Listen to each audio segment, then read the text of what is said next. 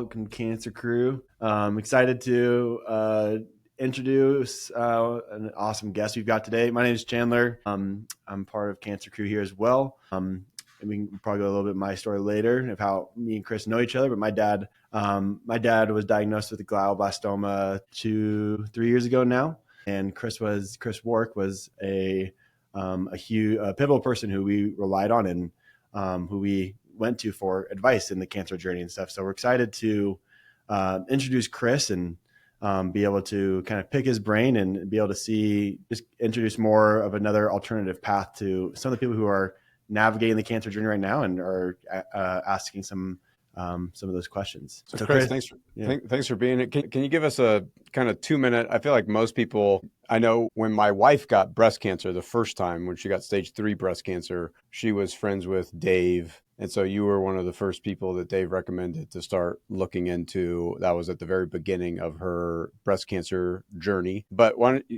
a 2-minute highlight for those who've been living under a rock or maybe got diagnosed 4 minutes ago and don't know who you are just yet. Sure. Yeah, I think most people don't know who I am, but I am more well-known in cancer circles and maybe in the health and wellness community. But the average person walking down the street, I think, does not have any idea who I am because most people are not paying attention to cancer, right? They're not actively trying to prevent cancer. It's just not on their radar. They're aware that it's a disease that people get and then no one wants to get it, right? But anyway, yeah, I appreciate you giving me the opportunity to share my story.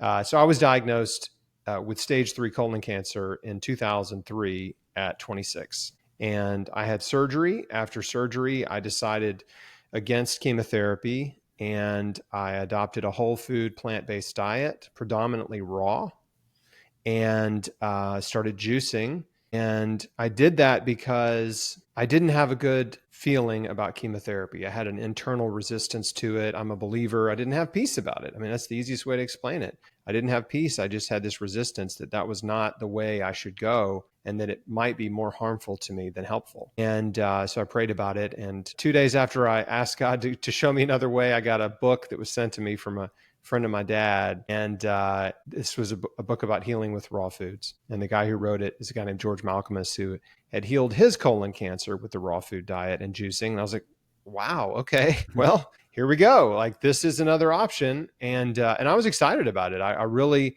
was fascinated by this idea that food really can be medicine. And that if you commit to a hardcore healthy diet, like the healthiest diet possible, and if you're willing to change your whole life, that you can improve your odds of survival and potentially heal. And so that was a much more exciting prospect to me than chemotherapy, which I knew was very destructive. And I didn't know much about it, but I knew that much. Since then, and I talk about it in great detail in my first book, which is called Chris Beat Cancer. Yeah, that there are a lot of perils and pitfalls in the conventional cancer industry, and most patients go in blindly with a false hope and a sort of blind faith in their doctor that their doctor is giving them the best possible treatment. And in many cases, it's not the case, because we've seen people that we love go through conventional treatment and it fails.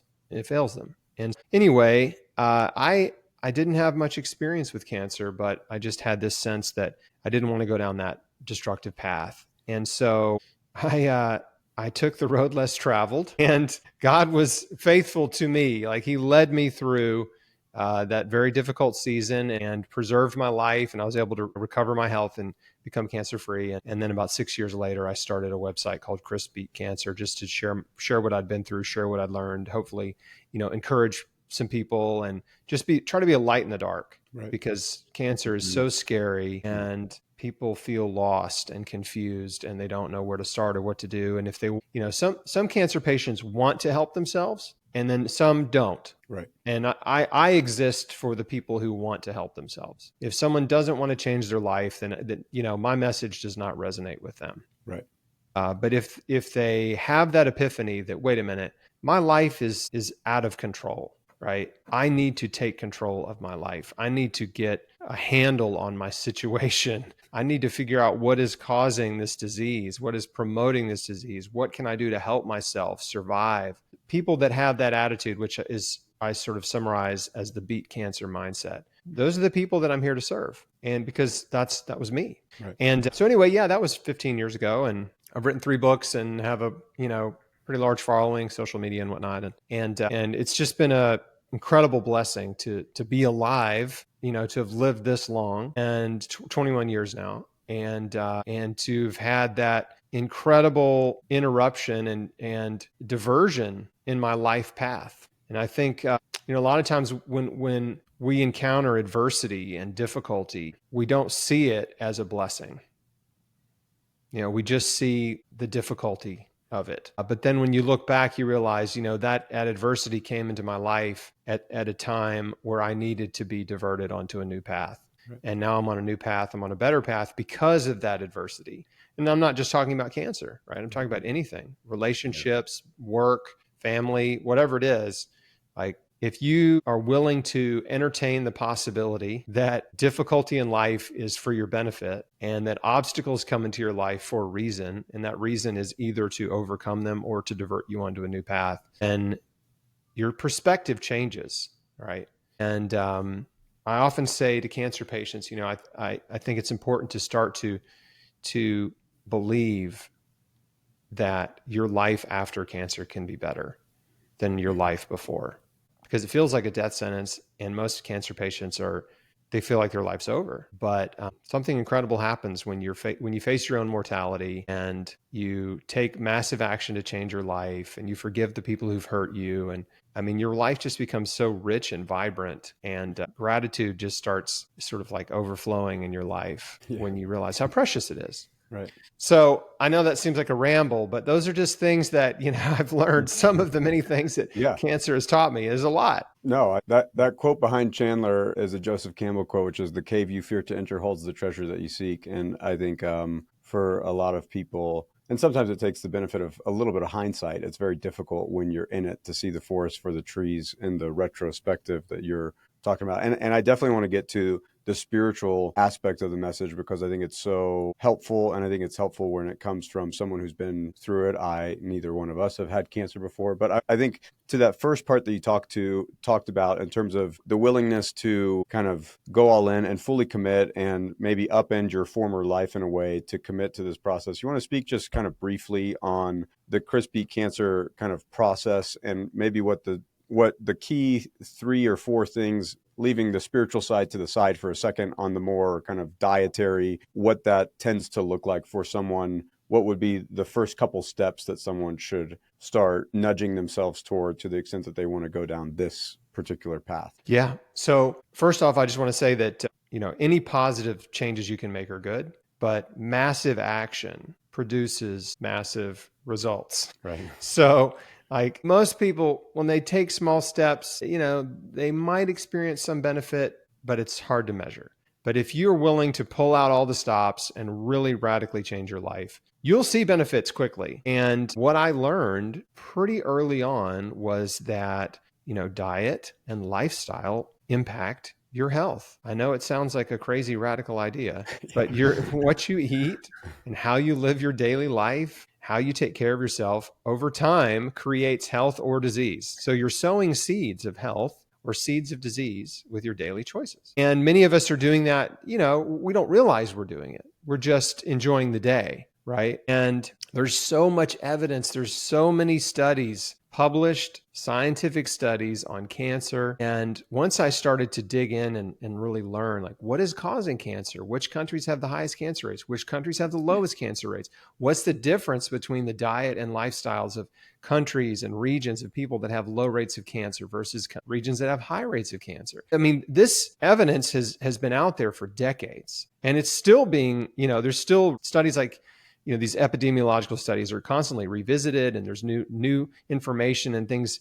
We're learning new things all the time about microbiology and cancer and all this. But the simple truth is that the countries with the lowest rates of cancer are typically countries that the diet, first of all, is predominantly plant-based. So they're not vegans, but they just eat a lot of fruits and vegetables. They eat a lot of vegetation. They eat whole grains and rice and beans and corn and vegetables and fruit. And it's predominantly, you would call it organic, right? Not sprayed with a bunch of pesticides, herbicides, and fungicides. So it's in a natural state, and they're typically not eating factory farmed meat and dairy products. If they're eating meat and dairy, it's a small percentage of the diet, like 5% of their calories versus upwards of 30%.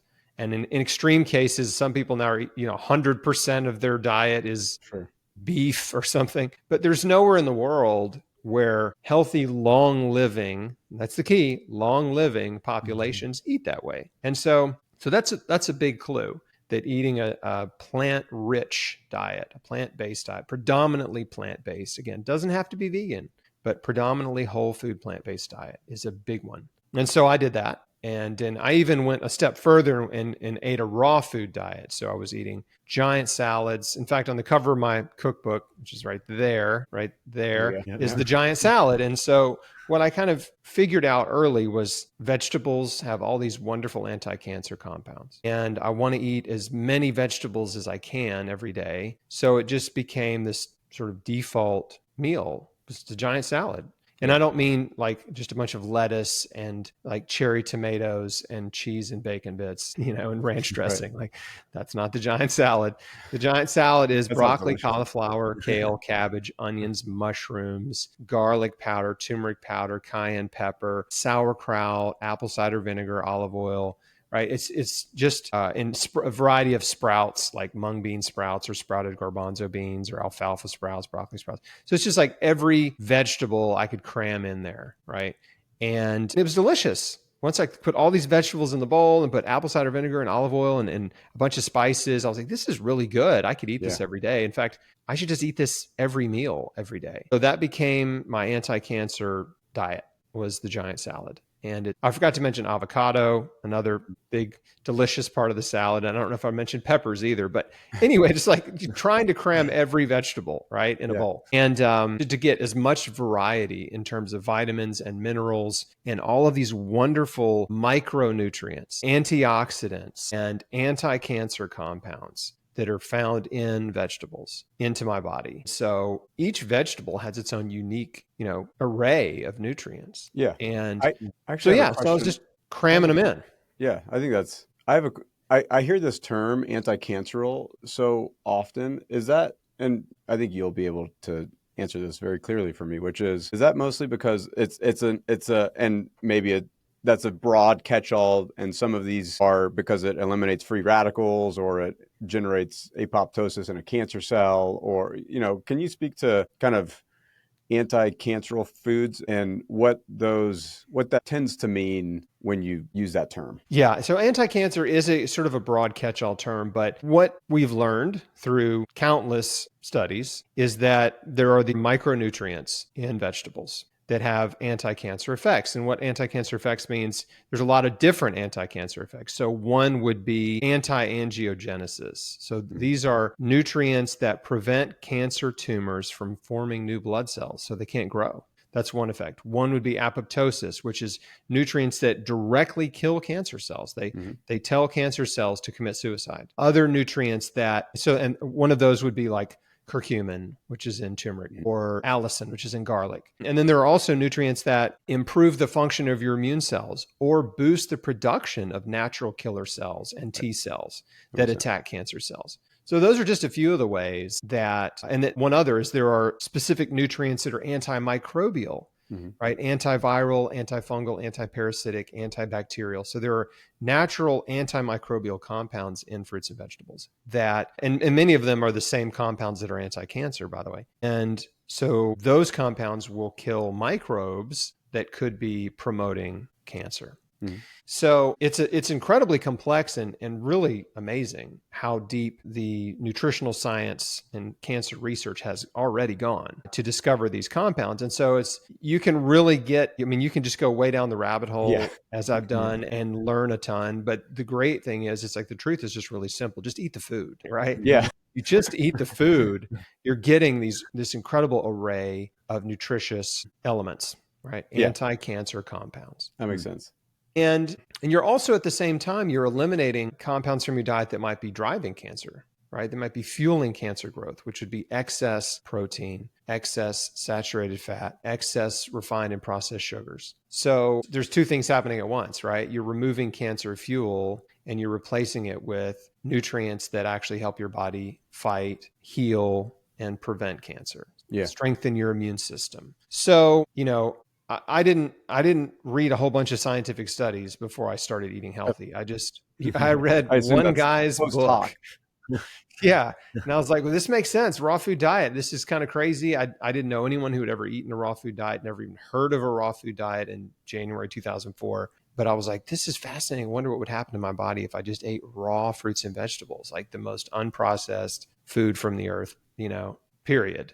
Like what'll happen? I want to see, I want to know. So anyway, I'm an entrepreneur. I was in real estate and I'm sort of an adventurous guy. And it was like, let's do it. Yeah. And your mom had some background. Like I remember in the book, you had some background, like your mom was always kind of on the cutting edge of some of this stuff. That probably gave you a little bit of a foundation that you felt comfortable with. I did. My mom it's like what you might call a crunchy mom back in the 70s and 80s growing up. She was not as hardcore as today's crunchy moms. Right. But she was definitely health conscious. So she loved to go to the little hole in the wall health food stores and buy the stuff that they had that you couldn't get at the normal grocery stores, whether it was supplements or kefir or sprouts or stuff like that. And so we always had healthy stuff in my house, but we also had normal like, microwave pizzas and, Stouffer's lasagna, whatever. Like we had the normal stuff. I mean, we went to McDonald's regular when I was a kid. So when you go you go to your friend's house and like they have Fruit Loops and you just eat every Fruit Loop because you have no sugar in the house whatsoever. Yeah. We were kind of like a sugar-free house. Like it was like, she wouldn't buy me just like any junk food cereal I wanted. She would let me get like, I don't know, shredded Cheerios or something. Right? Wow, shredded instead of Fruit Loops, that kind of thing. But I grew up, obviously around that. But when I was diagnosed with cancer, I learned very quickly from my mom that she had just stacks of alternative health and cancer books that she had bought and read some of them, hadn't read some. She was just a voracious reader and loved to buy books.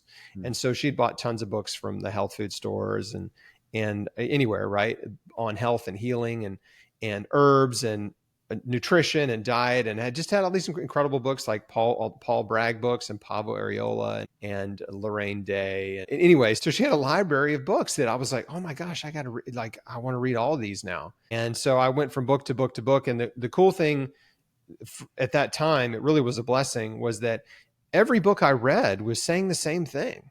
At that time, every book was saying raw foods and juicing and exercise and sunlight and optimal sleep and forgiveness. Like they were all sort of hitting these same fundamental foundational principles of health and healing.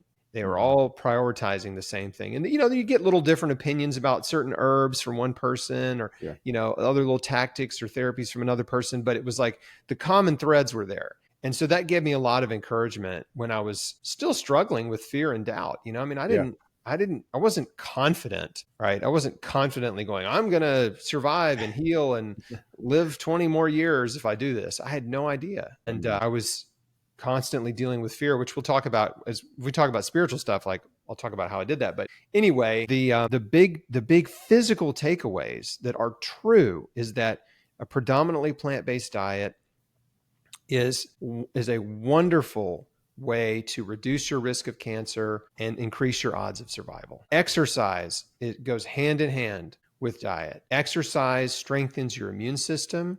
Your body produces more killer cells and T cells when you exercise. It helps improve detoxification. If you're exposed to toxic pollution from our environment, you sweat it out when you exercise. It's really good.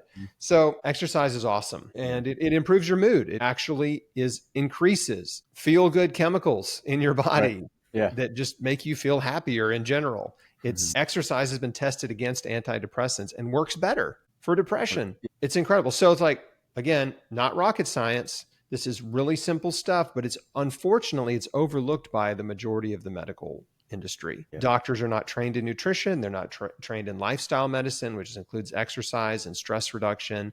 They're just trained in procedures and pharmaceuticals. And so when they come out of med school and go through residency and specialty training and fellowships and internships, all the stuff they do, none of it revolves around changing a person's diet or helping them get healthy, right? Yeah. It's just what name can we put on this disease, right? And then what treatments can we give you for it? And some treatments work better than others, but as you know, most chronic lifestyle diseases, doctors don't know how to cure them. They just give you a drug for it and you take it the rest of your life. Right.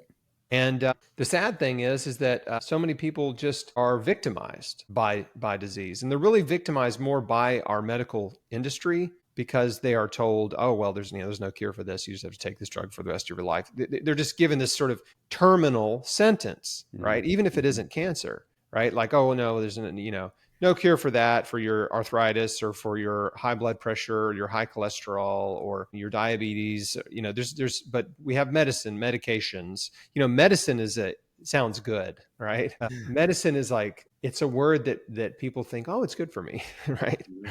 But the reality is like, no, these are just synthetically produced petrochemical derivative, a lot of them, drugs that will reduce your symptoms and help you get out of bed and get through the day and keep you what I call vertically ill. Yes. Right. Yeah. As opposed to being horizontal. Yeah. Right. Right.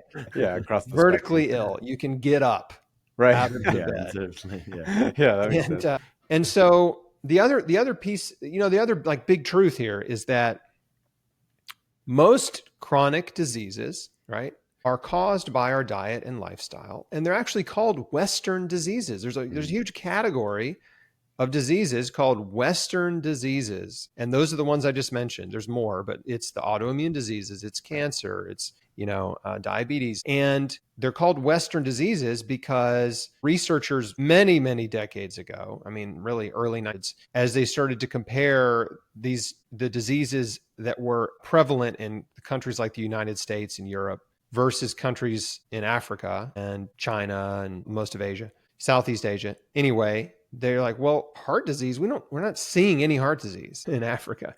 Dr. Dennis Burkitt is like a hero of mine. And he was one of the first researchers he was a sort of a medical missionary and traveled around to hospitals and clinics all over Africa. And he's like, there's no heart disease here, and it was rampant in the US and in England. And so he started studying the Africans and their diets and realized they're eating this really high fiber diet. The one thing that maybe he was slightly in error of is that he was a bit of a reductionist and he just thought it was fiber, right? He just thought it's the fiber, but it wasn't really just the fiber. It was just, they were eating plant food, right? They were eating a predominantly plant-based diet, which is high in fiber. Yeah. And because of that, because they weren't eating a lot of animal protein and fat, they didn't have heart disease. Yeah. Like, wow, okay, that's pretty amazing. He wrote a book called Don't Forget the Fiber in Your Diet, published tons of research papers and whatnot. But Dr. Dennis Burkitt, amazing guy. So when you look around the world at these studies and all this research that's been published, most of it is confirmatory, right? Mm-hmm. Studies from Africa and Asia and India, like they're all sort of saying the same things, and it's an unpopular thing, which is we shouldn't be eating tons of meat and dairy. Okay. Like, don't have to be vegan, but it's like, hey, we're eating too much animal food and we're eating too much processed food and junk food. Yeah. So when you're, I guess with the diet, so when my dad started doing it, I guess when people are, for everybody who's listening to this and they're like, okay, cool, I want to go do the salad or do juicing, I guess if you think of like kind of the 80-20, like if someone's just trying to get started and not maybe necessarily go, my dad's kind of in nature, kind of an all in, like super aggressive and intense. And so, we did the juicing, we did the salad every day, we did all of that. And it is a lot. It's definitely a lot of work of one, the smell that it produces from my dad. Like I remember you gave us some good advice of, when we're doing the juicing, I think it was the garlic, and my dad just smelled like garlic and everywhere he walked. And so you gave us some good tips on there. But when someone's trying to decide on going on this, either going fully on this, I guess, what would you say to get started? What's kind of shown to be like kind of best results for someone who's kind of just want to get kind of dip their toe in the water? Yeah. There you go. Yeah. Well, and it depends on your situation. So let's just say there's two different types of people, right? There's the cancer patient, and then there's the person who does not have cancer, but they want to reduce their risk, right? So for the person that wants to reduce their risk, it's pretty simple. Just try to eat a diet that is predominantly plant-based. That means cutting your animal protein consumption from 3 times a day, which is a lot of people, to maybe 3 times a week. All right, really simple. Just make it a special occasion when you eat a steak or when you eat a piece of chicken or whatever. 3 times a week is very doable versus, again, breakfast, lunch, and dinner. And a lot of people hearing this, oh, I don't even know, what am I going to eat? Well, you have a lot of options. You just have to start exploring a little bit. And you will find all these delicious breakfast options that are not bacon and eggs. Okay. Right. And then same for lunch. So like for me, breakfast might be, oatmeal with blueberries and flax and chia and walnuts and maybe a little honey on it. Lunch might be a veggie bowl, like you can even go to Chipotle and get a veggie bowl, right? Rice and beans and veggies and guacamole. It's delicious, right? Is that the most optimal healthy lunch? No, but it's pretty good. It's pretty good. Or it could be a giant salad, or it could be a smoothie. And then dinner could be a bunch of delicious cooked veggies or a giant salad, right? And so there's so many different ways to prepare vegetables that are delicious. And we like vegetables. I mean, humans love potatoes, right? We love beans and rice and potatoes. We love starchy vegetables. They really do make you feel good. They fill you up, and they've been demonized. And I can tell you, there's a great book by the late Dr. John McDougall called The Starch Solution. And what he found, and he was standing on the shoulders of guys like Dr. Dennis Burkitt, is that cultures that ate the most starchy vegetables had exceptional health, right? I mean, you think about China, up until recently, rice was like 90% of their diet, right? I mean, it was rice for breakfast, lunch, and dinner, and like a little bit of vegetables with it and some fruit, but it was predominantly rice. And you think about in Ireland, the Irish potato famine, which is what drove my ancestors on my dad's side to the United States. All they were eating in Ireland was potatoes. And when the potato famine happened, they left, right? They're like, there's no food because all we eat are potatoes, right? You ever thought about that? It's like they didn't have anything else to eat. Anyway, potatoes were enough until they couldn't grow potatoes. So don't be afraid of potatoes and rice and beans and corn and squash and starches. They're wonderful. They really are. So that's number one. Now, if you have cancer, my encouragement is like, you need to go hardcore. Right. You need to, I hope you would get my book, get Beat Cancer Kitchen, which is my cookbook, and Chris Beat Cancer, and radically change your life and eat the most optimal anti-cancer diet possible, which is like giant salads and fresh juicing, what your dad, Dave, did. But for the average person, that's not necessary. It's just avoiding the fast food and processed food and junk food and just choosing whole plant foods predominantly. And then if you eat meat, try to eat clean sourced meat, like wild caught fish, right? Instead of farm-raised fish. Try to eat organic and free-range beef or chicken or lamb or something if you're going to eat animal protein. Like try to eat clean sources. So that's the big number one takeaway is just try to eat more plant-based food. Just whole plant food, not the processed plant-based crap, right? Whole foods. Second is exercise every day. Again, it sounds dumb for me to say you need to exercise every day, but it is so unbelievably beneficial. Most people just think of exercise is the purpose of exercise is to lose weight, right? Or it's because you want to, really look good naked. Yeah. Oh yeah. That's it. But by the way, that should be a sufficient. That should be the only reason that you need outside of surviving. Beach body. Yeah. That motivates men, right? It's the beach body motivates men, and then like weight loss motivates women. I think, more than other reasons, but you can achieve both of those things. Those are great, but it's the internal benefits of exercise that I mentioned earlier. I mean, really the fact that it strengthens your immune system, it increases detoxification, improves your circulation, your cardiovascular health. Like it's so wonderful, and it's so underrated for its like, let's just say invisible, right? But measurable health benefits. So, those two are huge. And then the third big one And let me just cite some research just to prove this point. The number one causes of premature death come from three factors. It's a poor diet, cigarettes, and a sedentary lifestyle, right? Those are the three biggest contributors to premature death, right? That's like dying before you should, dying young. It's a poor diet. We already talked about diet. Cigarettes, well, most people have quit smoking. That's good. And what we've seen is because smoking rates are way down, they're plummeting. Death, lung cancer diagnosis and death from lung cancer is plummeting. It's great.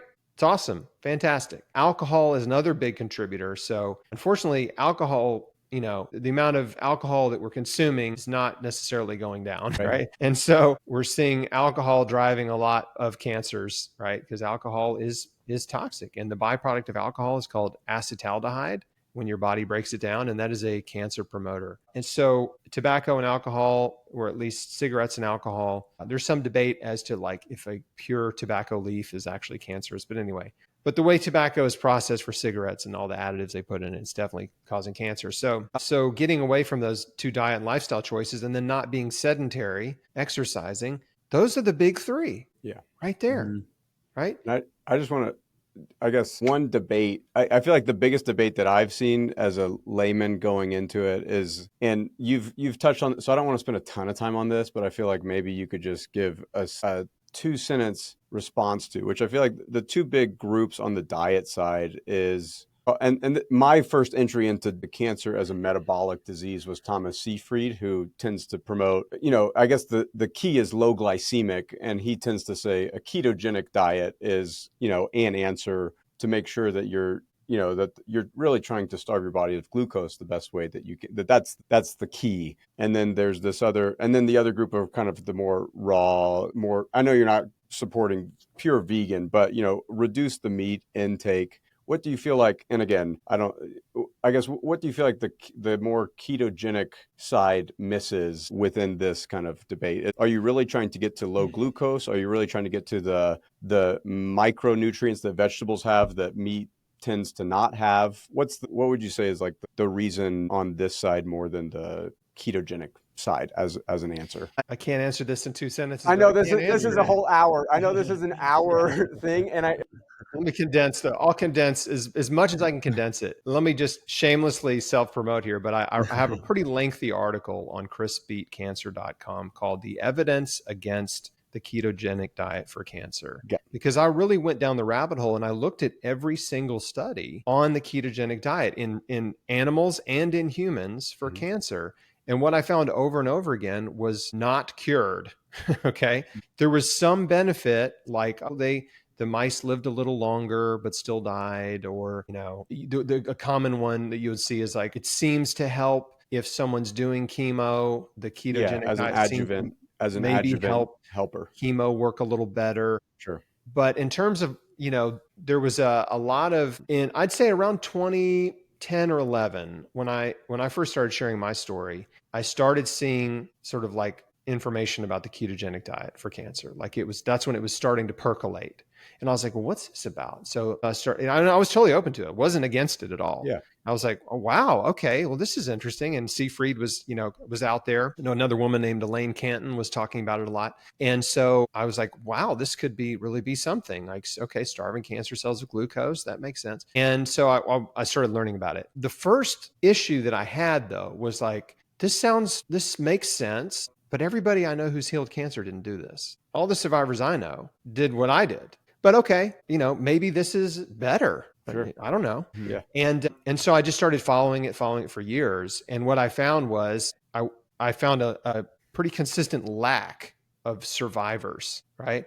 All the science sounded really good, quote unquote, really good when you hear the interviews with the keto promoters. All the claims about how cancer cells work and you can starve them of glucose. It all sounds really good. But I'm like, okay, great. Where are the survivors? Where are the success stories? Because you can write 100 papers about it, but if no one's getting well, Yeah. What How is it it? It works in doesn't mean theory doesn't anything, map to right? reality. Sure. And so that's when I really started to get concerned, because I saw it get more and more popular. And every time I turned around on the internet, somebody's saying like, oh yeah, keto for cancer, but they're not a survivor. They're just repeating this. Sure. Like, this is the diet for cancer. I'm like, according to who? Like, Yeah. you just heard this somewhere or read it somewhere, and now you're repeating it, and we're spreading this rumor. Right. And I'm like, no, wait, like, we know what's helping people. We got to just like, don't abandon like this time-tested method that's really, it hasn't cured everyone, but has helped so many people get well. And so anyway, so I wrote that article, and I talk about all the studies and link to all the studies and summarize them. And you just kind of see as you go through and really look at study after study after study, they all, there's not a single study where patients are just cured with the diet. Mm-hmm. There just isn't. It doesn't cure people. And so that's my big hang up. Now, the keto diet evolved. First, it was like Atkins, it was just like high fat and no carbs. And then it sort of evolved to like, people were saying, oh, well, now, no, clean keto. Well, now we're going to do clean keto, where it's not just eating butter or lard or whatever, right? Or just eggs and stuff. It was like, now it's like, it's more plant-based. And so now it's just avocados and coconut oil. And I'm like, and to me, even the clean keto, it was like, this is highly nutrient deficient. You're just consuming a ton of fat, and you're excluding all these incredible anti-cancer nutrients in all these foods that you think maybe have too many carbs in them, like fruit. And I know people who've healed cancer with an all fruit diet, all fruit. So, every time I turned around, where there was a claim, there was no substance behind it. And so that's, I guess, probably the shortest answer. And again, I want to point people to evidence against the ketogenic diet for cancer. If you go to Chris Beat Cancer and just type in keto or ketogenic in the search bar, that article will pop up, and just read it. Look at all the studies, right? If there's studies I don't know about, please share them with me. But I've continually updated that article, because I first published it like maybe 7 years ago. And as new studies come out, I add them to it, because I'm like, look, here's another study. It's showing it's not the optimal anti-cancer diet. One other thing worth mentioning is that we know that when you starve a cancer cell of glucose, it will adapt, and it will use protein or fat for fuel. And there are different types of cancer. Some cancer cells prefer fat for fuel, which I talk about in my article. And so starving them, getting a cancer patient on a high fat diet actually accelerates the cancer in certain types of cancer. So there's a lot more to it. It's sort of like overly simplistic, the idea that you can just starve cancer cells of glucose and they'll all die. Yeah. And like I said, I think, I know you had mentioned it, and those are the two big groups, and I'm not going to steel man the other side. It's just, I think as you're talking about it, I think that tends to be that was the same question that my wife had as she was going into it, they're just two camps, and and it's confusing. And so my big challenge shall meet, I don't think that there's, my big challenge, or just encouragement to someone, that is follow the survivors, right? Mm-hmm. Follow the survivors. And if you follow the survivors, what you'll find is the vast majority are going down the whole food, plant-based, predominantly like high percentage raw food and juicing approach. That's the vast majority of long-term is a very key, long-term survivors. And so anybody can have do the keto diet, and they do surgery and radiation and chemo, and then they're cancer-free, and they get on the internet and tell everybody, I'm cancer-free. It's like, it's only been 6 months. Like, it doesn't mean anything, right? You can be cancer-free in 6 months eating McDonald's and doing chemo, right? So it's the long-term survivors that really that we have to pay attention to. And that's why I interview survivors. I've got probably somewhere close to 100 survivor interviews on Chris Beat Cancer, all who've healed against the odds using a holistic approach. And again, it's that plant-based diet with raw food is the common thread. So I'm not a scientist, not a doctor. I am a researcher, right? And a lifelong learner. And I'm trying to tell the truth as best as I understand it. Yeah. Right. And my mind could be changed tomorrow. Right. Like, I think I'm totally open. Like, somebody comes up with something better. If they start curing cancer with pharmaceuticals, I'll be all for it. Right. Yeah. I think that's the common thread of all the survivors that we've talked to. there is this intellectual honesty and openness, and this has worked for me and it could work. And a lot of them, I would say the common thread amongst all of them from the interviews that we've done, which are not nearly as many as you've done, has been that the path that they picked, they felt some enthusiasm towards, some sense of this may actually work for me, and they had some they had some terror at option A that seemed to be the conventional option, and then they had some enthusiasm, some God breathing within them on this other secondary path, and them following that enthusiasm wherever it led them tended to be. That's been the only common thread that I've heard so far from everything that we've talked to. There's a question in the chat around what are your thoughts around kind of the dietary piece, and then some of what's repurposing drug, kind of these off-label uses of some drugs. Even Thomas Seyfried in his keto stuff, he recommends the use of Don and some of these off-label uses to get to some other objective.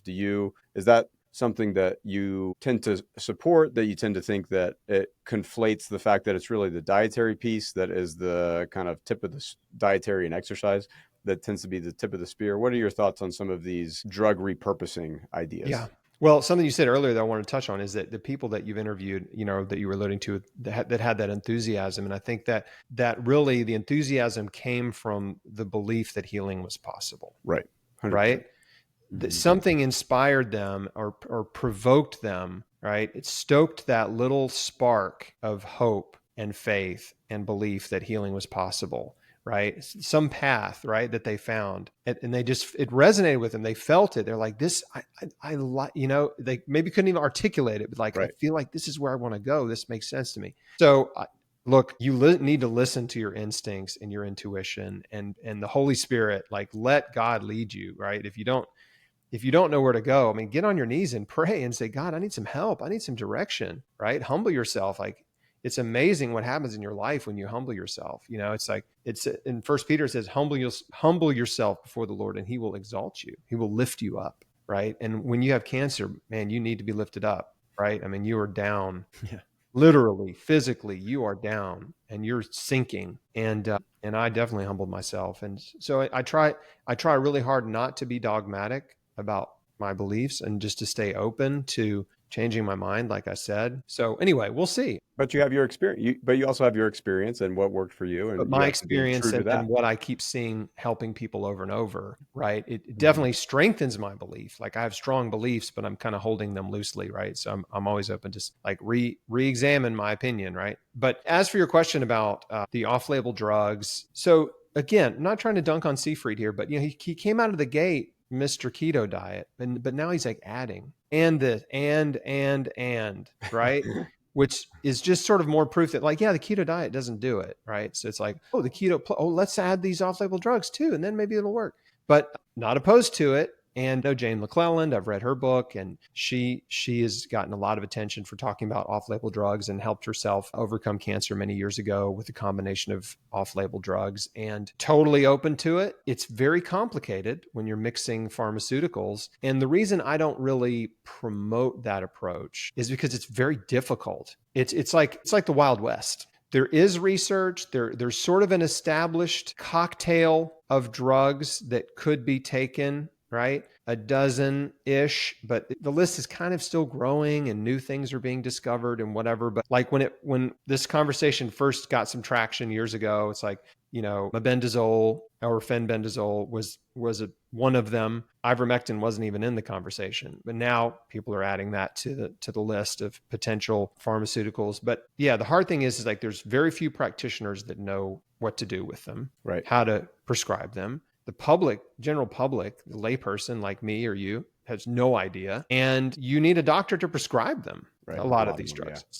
Yeah. So it's like really, it's just a very difficult approach. And there's a significant risk when you're taking pharmaceuticals or combinations of pharmaceuticals. Like you could die, right, from taking too many at the same time. So I just kind of shy away from that. And there are people that want to be experts in that, sort of realm of cancer treatment, and God bless them. I hope they're helping people. I can't do anything with it, right? I'm Yeah, not a that makes sense. doctor. I'm not comfortable telling people to take drugs, pharmaceutical. I mean, that's Sure. medical Yeah. advice, right? Yeah. 100%. It really is like, oh, you need to take this and that and the other. Take all these pharmaceutical drugs. Like, I don't do that. So, but I do think, yeah, I mean, I've definitely read studies on the different anti-cancer effects that these drugs have, and taken in combination, and certain combinations can be very helpful. Now, I will say the flip side is we've been following fenbendazole got a lot of popularity a few years ago. It really surged, and then ivermectin too. And my team, there's a woman on my team who's a microbiologist and a hospital lab technician, and she does blood work, almost every day in hospitals. Like, she's brilliant. Her name's Jody Ledley, and Jody has been following the fenben survivors, and she's in the fenben Facebook groups and the Joe Tippins, if you've heard of him, the Joe Tippins protocol groups. And she has documented, like, we've got a long list now of failures, screenshots of real people taking fenben. What happens is they start taking it. This is the very predictable story. They start taking it. Within a month or so, they post, oh, I'm feeling better. I'm doing better. My scan shows the cancer's smaller, or it's gone, or like, I think I pooped out a tumor, like crazy stuff like this. And it's like, wow, that's amazing.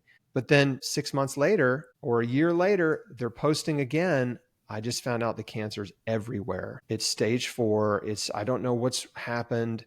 It's all over my body. Like, we've seen this over and over and over. And so I want to caution anyone, what we think is happening with fenben is that it may have an anti-cancer effect, right? Initially, but then the cancer cells adapt and become more aggressive. And once they adapt and become resistant to fenben, they spread like wildfire, which is similar to what happens with chemo. Chemo works for a while, and then it doesn't, because the cancer cells become resistant, and they adapt, and then they start spreading again more aggressively. And what would you say, I guess, just to double click on that specific, just mentioning it, what would you say would be the time frame? Like, if they're like, Joe Tippins would be an example of someone in 2017 did it, and it's been, I guess, 8 years. I understand that, Joe, a quick here's thing. the thing. Joe was taking an immunotherapy drug with the with fenben on the same chemotherapy. time. Yeah. When When he's on that chemotherapy test. He was taking an immunotherapy drug when he started taking fenben. He did get well. I don't dispute that, but everyone thinks it's the fenben, and he's claiming it's the fenben, and you can't make that claim. That's not honest. It's not honest to say, I took 2 drugs and the one of the 2 cured me, the other one did nothing. Sure, yeah. You can't say that. Like, you just can't. So unfortunately, a lot of people misled and have died. And we have a document of screenshots of many, many people that were given this false hope that fenben was a miracle drug that would cure them of cancer, and it did not. The one other mechanism mechanism is not the right word, but the one other thing that may be happening is fenben blocks glucose uptake. And so people who are taking fenben, when they go in and get a scan, the scan may, like a PET scan, it may show them to be cancer-free or reduced cancer, because the fenben is blocking the glucose tracer in the PET scan.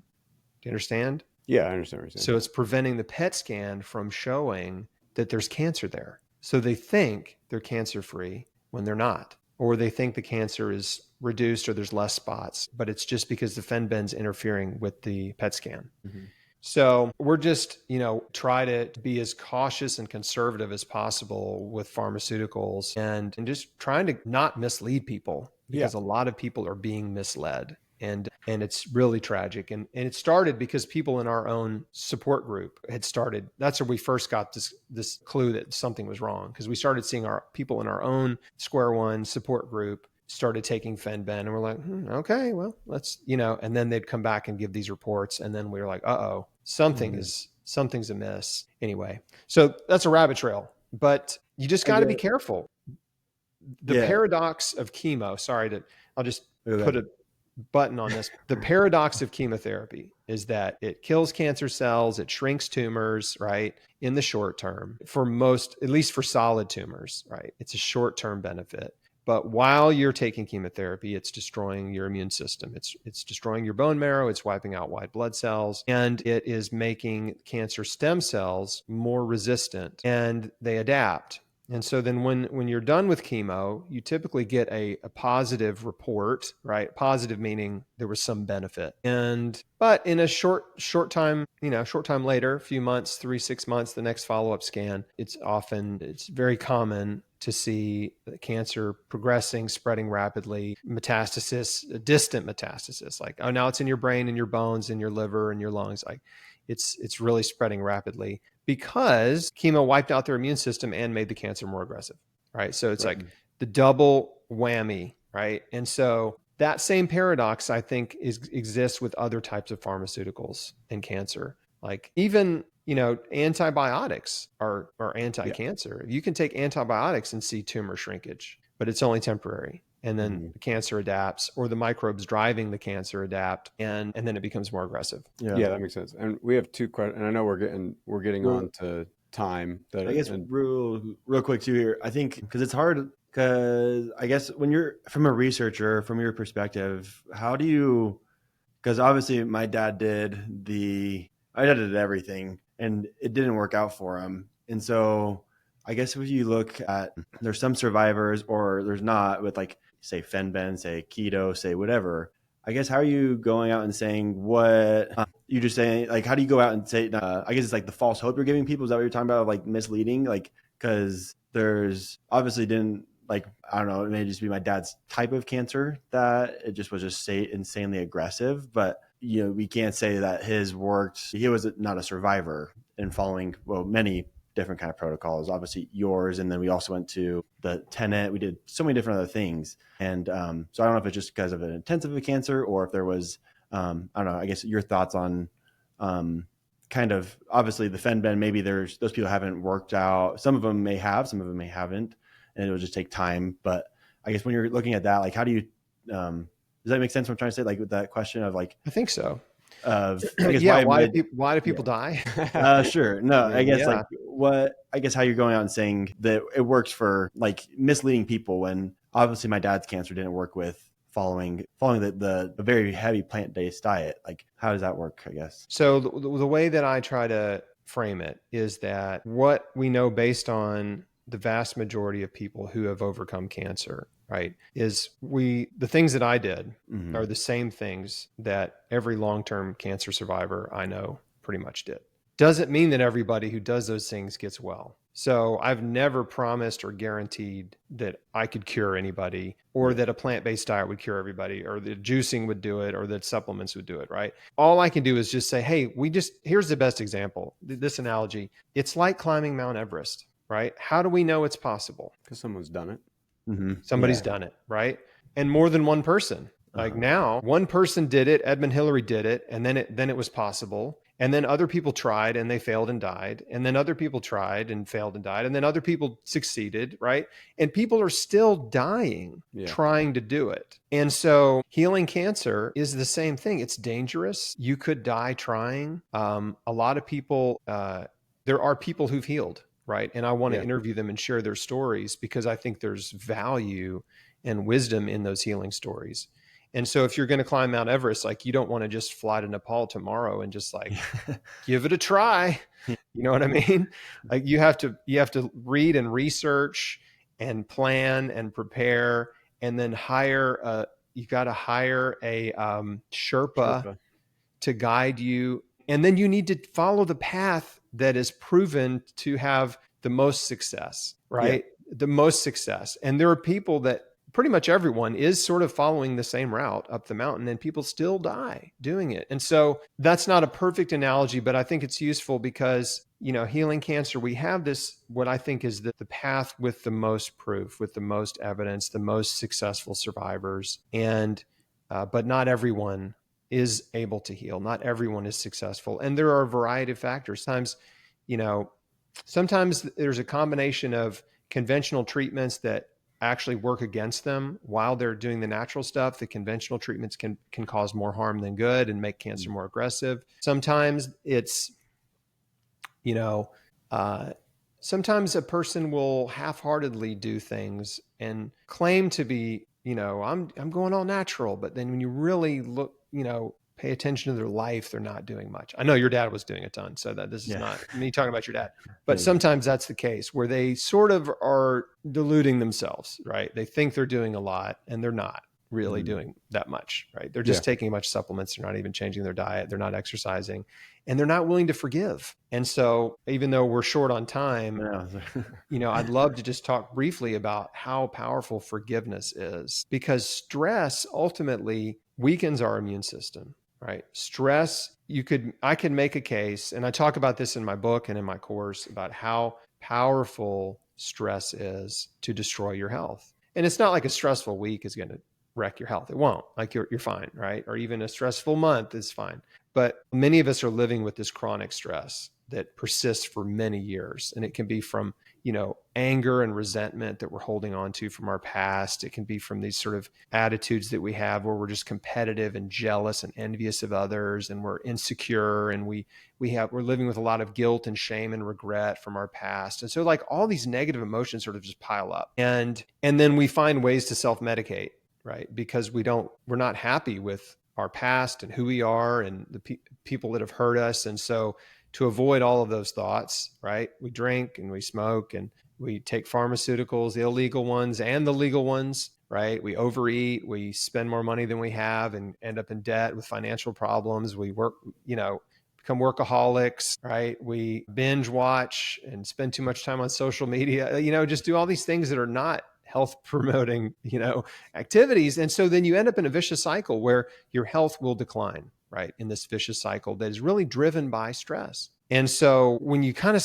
have the epiphany that like, wait a second, my thoughts are driving my actions, and I need to identify all the stress in my life that may be contributing to like how I'm thinking and living and what I'm doing and like all that, like I really got to lay it all on the table. And that's what I did. And so I just realized like, I've got to forgive every person who's ever hurt me. I mean, that's a huge lever. It's huge. Yeah. And because if you're holding on to anger and resentment and bitterness, it's just toxic. It's poison to you. And it will lead you down the path of disease. And it doesn't mean you'll end up with cancer, but you can end up with autoimmune disease, anything, like any type of chronic disease. When your immune system is weak, you're susceptible. Yeah. And so I just decided, okay, I'm just going to forgive everyone. And you can't just say that and it'd be done. Yeah. Who was the most difficult? Can you speak to who the Bowser to your Mario was of the most difficult I think thing or person to forgive? I am thankful that I didn't have like an abuser in my life, right? I didn't have any one person that was like the Bowser, like this one person that was really, really wronged me. But I had a pretty long list of people that wronged me in smaller ways, right? I mean, I had to forgive my dad for stuff that, I just did. I had to forgive my dad. I had to forgive friends that had sort of like betrayed my trust as, growing up, and people in my life that had hurt me. And it just went through like every single person that had ever just insulted me or hurt my feelings or abandoned me or broke up with me or betrayed my trust or was, just all of them, right? All of them. And as I did that one by one, like in prayer, just saying, God, and the way to do it is it's real simple. Like you just sit down and go, okay, I'm going to forgive, right? I'm going to sit down. I'm going to forgive some people. And then if you close your eyes and you just think about, okay, who do I need to forgive? And names will pop up, right? Like, and usually the people that have hurt you the most are probably the ones that'll pop up first, right? But people are going to pop up. And when they do, you just say, okay, Lord, like, you know what they did and you know how I feel about it. And they hurt me and I don't want to forgive them, right? I don't want to, but I'm choosing to forgive and I'm going to let this go and I'm giving it to you. They're all yours, right? I'm not going to carry this anger anymore or the bitterness or the resentment. Like I'm just letting it all go. And I'm just trusting that you're going to deal with them. I'm letting go for my need for justice, right? And forgive me for holding on to it for so long. I just repent of that. And then here's the big one, right? And I'm asking you to bless them. That's hard, right? Like, I don't want you to. I'd prefer if you didn't. Yeah. Right. I really would prefer if they got struck Bless by lightning. them like in a small way, not a huge way. Don't bless them more than me, though. But I'm asking you to bless them. And I'm telling you, that is total surrender right there. Like that's what you're just really surrendering your need for vengeance, right? For justice, to get them back. and you're just saying, God, I don't deserve forgiveness. I acknowledge it. I don't deserve it. They don't deserve it.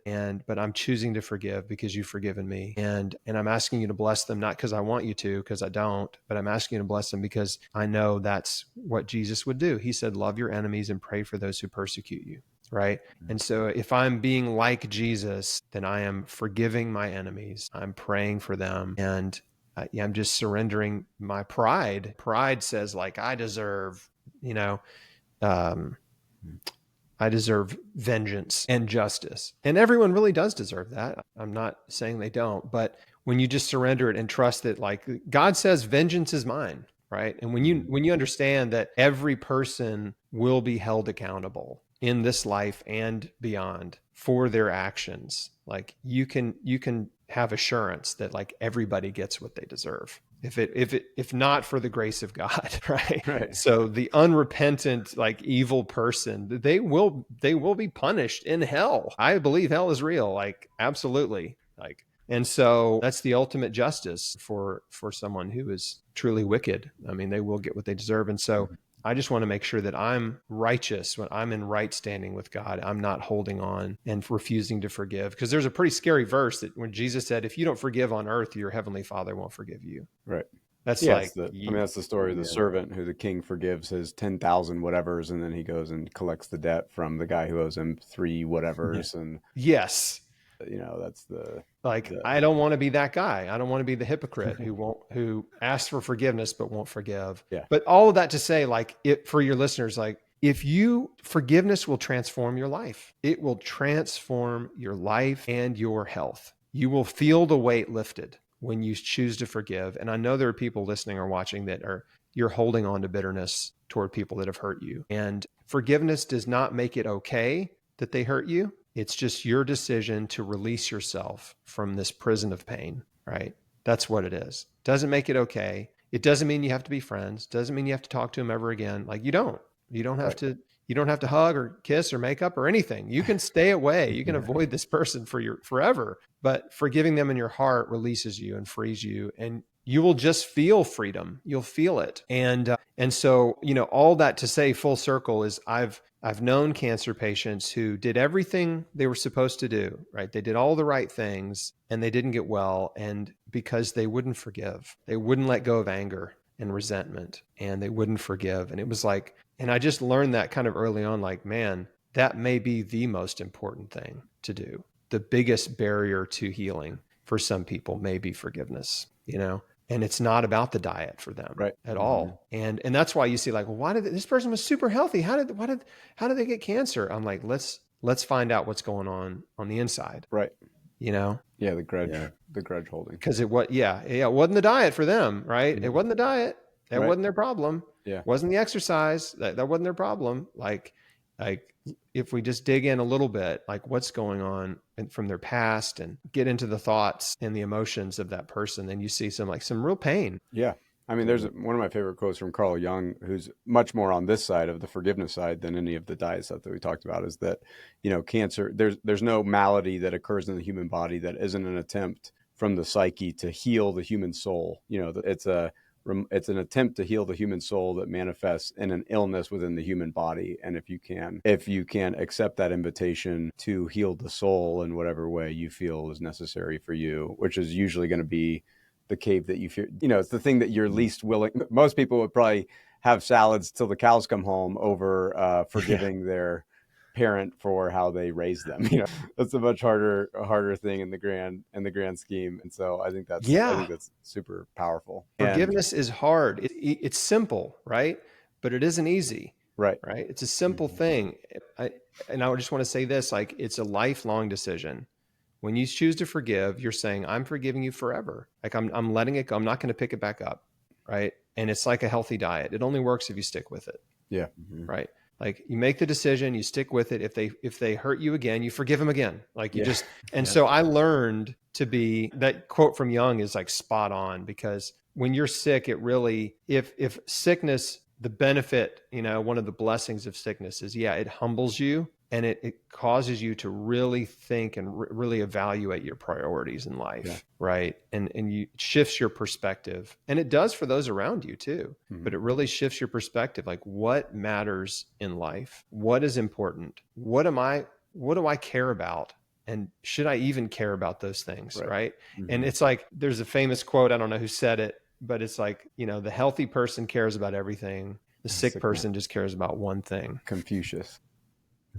At least it's ascribed to Confucius. Who knows if that guy getting well. Yeah, maybe it's Confucius, right? And so it's like, all you care about is getting well. And for me, it was like, yes, getting well, but also just my family. Like, it was just a very short list. I only cared about a few things, right? Just mainly just people getting well and taking care of the people I love. Like, that was it. All the other stuff that I was so concerned about, I'm like, who cares? I couldn't care less about those things anymore, and including like what people thought about me, because everybody thought I lost my mind when I was juicing, eating raw food, and you turning lost your orange. mind and you found your health. Those maybe you had to lose one to find the other. On these, and I know you. Thank you so much for being so gracious with your time. I'll just get to these two questions, which is one: what would you recommend for someone who, and this has actually happened to Carly as well, when they're trying to do a vegetarian aspect and they're losing weight. And a lot of times oncologists, she didn't say this, but a lot of times oncologists are really worried about the weight that you have to fight the cancer in the way that they want. So what would you say if someone tends to keep dropping weight, they're extremely skinny? I guess also they're on Herceptin. I don't know if you know what that is, which I take every 3 weeks. And so to the extent that gives any context, would you say just stick to the path, keep going, or would that be a reason to deviate? What would you say to that? Yeah. So when you adopt a really healthy diet, a whole foods diet, weight loss is pretty common. And most people have weight to lose. And so it's fine, right? They lose excess body fat, they slim down, and it's fine. Some people that are already thin will lose more weight than they anticipated, and that's a little concerning, right? I get that. Main thing to do, the first thing we tell everybody in our community is like, Google BMI calculator, type in your height and weight, and see if your current height and weight is still in a normal range. Because sometimes people panic because they lose weight, but then they put in their BMI. It's like, no, you're still okay, right? I get it, you're skinny. I get your clothes are all too big now, but you're still okay. You're not like dangerously underweight. But for folks that are actually clinically underweight, the advice is like, you've got to eat more. You've got to eat more food. Like, I know it sounds like a duh, but you really do. You have to eat more food. And if for someone in our community, like if they're all raw, encourage them to incorporate more cooked food in. So like if you're all raw and you're underweight, okay, look, let's add some brown rice or black rice or red rice, quinoa, some sweet potatoes, and start eating some whole, good, cooked, starchy foods, even any of the legumes, black beans, garbanzo beans, navy beans, kidney beans, black-eyed peas. Like, start eating some starchy vegetables, right? And that'll add calories and help you gain weight back. And then there's a third scenario that's kind of like, in the beginning of like sort of a hardcore shift, a dietary shift, that weight loss is like a shedding, right? It's like there's like a shedding response, like almost like you're molting, right? Like your body is just like goes into detox mode, and it's just like, you just lose a bunch of weight as part of like a detox or shedding response, and then it comes back even without any change. Like, you just keep eating the same way, and usually people will stabilize. They won't just lose weight forever to zero. You know what I mean? Yeah. Like, I only weigh 10 pounds now. Eventually, there is a point where the amount of calories you consume and the amount of energy your body needs is the same, right? So you just maintain that weight. But then once that shedding phase is over, then you actually gain weight back with the same amount of calories consumed. So that may be part of what this person is experiencing too. So, cachexia is a thing with cancer, where cancer patients have a hard time absorbing nutrients and calories from food. The reason oncologists want cancer patients to eat a lot or maintain their weight is because typically chemo makes them very sick. Right. Yeah, right. Yeah, and so they're not going to eat. They lose their appetite completely. Yeah. So they want you to be like chubby before you start chemo, because you're going to lose a lot of weight from that. But anyway, so I hope that gives some clarity to it, that there's a lot of different kind of things going on. But what we see often is that people they almost always lose a lot of weight initially, and then they stabilize and they maintain. And then over time that, they kind of just creep back up to sort of like a new normal. Got it. And I guess the last question is, what blood type are you, to the extent that you know? I'm type O.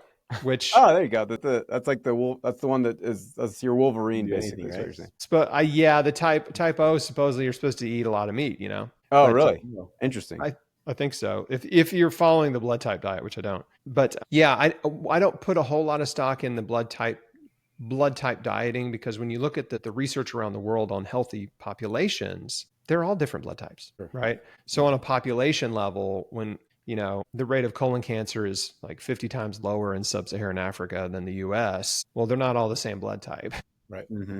So Yeah. it's like, It's not the isolated variable that is yeah, driving something. I loved the idea when I first encountered it. I was like, oh, this is interesting. Maybe there's something to this, But then when you kind of go down the rabbit hole and then you look at the big picture stuff, it's like, well, yeah, it doesn't really hold water when you look at population level studies and rates of cancer and stuff. So yeah, I don't put any. To the extent that someone's listening to this and they're feeling like this is my jam, this is the path that I want to go on, where's the best place to find you? I mean, obviously Chris Beat Cancer, and kind of what's the entry point into your community and your world? That's my criteria. Like, I won't interview anyone unless they're a 5-year survivor. So I made that mistake early on. That's, you learn from your mistakes, but I interviewed a few people like many years ago that had a wonderful healing story, and it had been like, a year or so, a couple of years. And then different things happened. But like one woman, I think she was working with a practitioner that was maybe not great and had misled her to believe she was cancer-free when she wasn't. And then other people had recurrence in a short time. So they had a benefit, but then it came back in a short, period of time. So it's like, okay, new rule. Right. Yes. I'm excited about that you're doing well, but current. we gotta get to the 5-year mark, before I'm comfortable sharing those stories, because I don't want to mislead people, Right. It needs to be like solidified, a solidified success. So anyway, so that's a great resource, Chris Beat Cancer. The website is free. I have my first book, which is my story, and it goes into what I did. That's Chris Beat Cancer, the book. The Beat Cancer Kitchen is a full color plant-based cookbook that's awesome for anybody that just wants delicious plant-based recipes. You don't have to be a cancer patient. The recipes are so good. I promise you, like, you will love every recipe in that book. And if you don't, just send it back to Amazon and get your money back. Okay. They're good. So those are great. And then the other resource I have is we have a coaching program. It's called Square One. And if you go to Chris Beat Cancer at the top of the website, at least on a desktop, I'm not sure where it is on mobile, but anyway, if you click coaching. I think it's such an important message. And again, for me, the recurring theme in these has always been, you felt an enthusiasm towards this path and it worked out for you. And I think that's ultimately, I started to do a little bit of research on just like the science behind someone's belief in, some of those placebo studies where they're just giving them a sugar pill and they believe in the path of it, and how much of that is attributed to, not to discount any of the science and any of the studies that you're talking about. I think all that's obviously real, but the power of a human's ability to bend reality to their belief system is also, I think, a common thread amongst all of the great religions in the world. I mean, it's incredible. Belief is so powerful, and everything that I do, and I'm so glad you brought this up, because I guess it's sort of a great way to close, but everything that I do is to inspire the belief that healing is possible. It really is. I mean, all the survivor interviews I do, I mean, they don't pay me to interview them. I don't get paid to interview people who healed cancer. Like, there's no money in that. I don't get ad revenue on YouTube or anything, but I do it because the more survivor stories I can share, the more a person who is facing cancer will be encouraged, and their hope will increase, and their belief and faith will be strengthened, right? That healing is possible. And if I can convince a person that healing is possible, then that person is very likely to change their life, right? To 100%. take action, whether they do anything I'm talking about, it doesn't matter. That doesn't matter to me. What matters is that they will take massive action to change their life. They'll forgive the people who've hurt them. They'll start exercising. They'll start eating healthy, none of which I can monetize. Forgiveness is free. Fasting is free. Eating healthy food really doesn't cost much more than junk food. It really doesn't if you plan it right. Fitness, exercise is free. Like, you just think about it. Like, all these therapies really don't cost anything, but if you're willing, you just have to be willing to do them. They only cost you time, right? That's it. And so, yeah, that belief that healing is possible is so powerful. And I'm glad you brought that up, because that really is, it's just huge. It's really the key to I think unlock a person's potential, is just the belief that it's possible. Yeah, that belief in others, and for continuing to share the message long after the problem that's in your rearview mirror. That's the essence of the hero's journey, of just continuing to give the gift that you found. And we appreciate the time. And Chandler, I just want to honor your dad. He was an incredible guy. I'm just so appreciate thankful for the time I got to spend with him, and the person that he was. And he just has a wonderful legacy. And every time I think of him, it's just only good things. He was just such a great guy. And I wish I had been able to spend more time with him. He was really, really, really a terrific guy. And you've just got a great legacy there. I appreciate it a ton. You helped out an immense amount, so can't thank you enough. And I know we covered a lot about the diet stuff, and I think one of the things that helped us the most was definitely like the forgiveness, the spiritual side, and like more of the you kind of mentioned at the beginning, like that embracing cancer as a wake-up call, and embracing it as something, hey, this is something happening. I mean, it's hard to do, but it's something that's happening for you, not to you, and so you can change that. And I think it's really powerful what you're doing, and can't thank you enough. You spent way more time than I think originally planned. And so great. And I just want to, one more thing. I know but sometimes it is your time to go, sometimes it's just your time, and everything, you can do everything right. And it is your time. Like, you have served your purpose on the earth, and only God knows, right, how much time each of us really will be here or should be here. But So I just wanted to hop on and do a quick little summation of that interview. I think that much of what Chris said is good. And if you listen and you say, this is the path that I want to take, I think that's the most important thing. Like we talked about, the power of any human's belief in any one way to do things. There were two things that I didn't feel like we were going to get very much further debating about, studies that neither one of us have in front of us, or the science. I will say, of the research that I've done as a non-doctor layman, when we get to the question of diet, I find that the science and the work of Thomas Seyfried and Ben Bikman to be more persuasive to me, that a more ketogenic based diet tends to have better anti-canceral effect than a more vegan-based diet. The science on what the keto person would say, what they say is that the most important thing is to have protein and fat paired together, to have a low glycemic diet. If you can get the glucose in your body down and be low on the glycemic index, that's the worst environment for cancer to survive. And then the second big topic that I just think that it wasn't worth really debating about was the question of the off-label use of some of the prescription drugs. He said something like,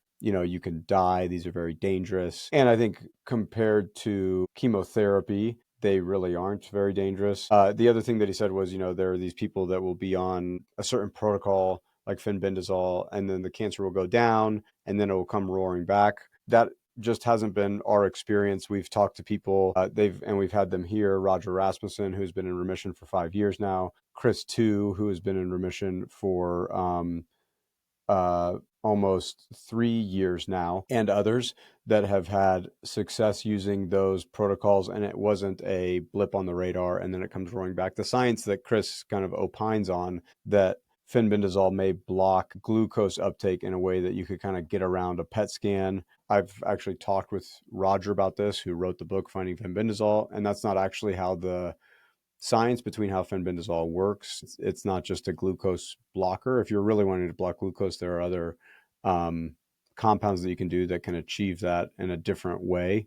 And again, I wanted Chris to get his message out. I didn't feel like it was my place to kind of start poking holes. So I just wanted to kind of voice my disagreement in a small way. I think, like I said, I think cleaning your diet, exercising more frequently, and learning how to forgive people, I think that those are all rock solid things to do. It was simply when he started to kind of tear down other modalities that have worked for people that I didn't want to get into it in any real way, but I wanted to make it known here that I think that he was speaking a little bit out of his depth on some of those topics. And so that is the interview. I hope you enjoyed it, and we'll see you on the next one. Peace.